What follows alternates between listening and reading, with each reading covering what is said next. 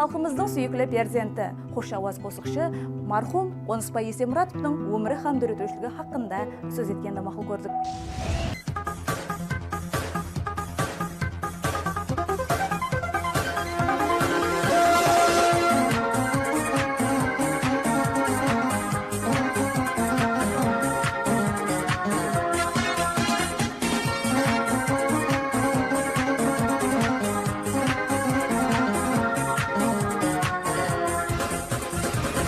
Kumşaların gülleri aşkan, Жұлдызсаң сен түрлер шашқан, Бақыт бар ма бұнан асқан, Шағлаптаран Зүләйха.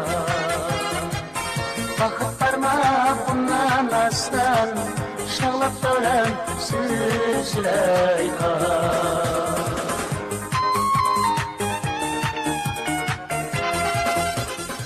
Қонысбай Есемұратов бұл ісімді көпшілік ере есінен шығармады. Себебі ол өткен әсірдің 90-шы жылларынан баслап өзінің такрарланбас хош хауазы менен кең жәмиетшілікке танылып, халық сүйген қосықшылардың біріне айланған еді. Осы орында оның өмірі хақында қысқаша мағлұмат беретұғын болсақ, ол 1973 жылы Кегелі районында дүнияға келген. Балалық дәуірлерінен баслап қосық айтуға қызыққан жас Қонысбай ең дәслеп ауылында болған тойларда қолына микрофон алып қосық айтып жүрді. Ондағы айрықша қабілетті көзі ілген адамдар келешекте Қонысбайды үлкен қосықшы болады деп те болжайтұғын болған. Қонысбай орта мектепті біткергеннен кейін өзі қызыққан тарау бойынша білім алу үшін Нүкіс қаласындағы Жапақ Шамұратов атындағы көркем өнер мектебіне оқуға тапсырады.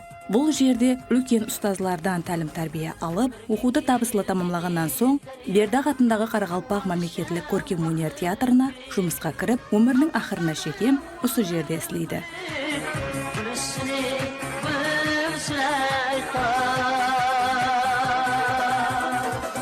Şağlaqlarım Züleyha.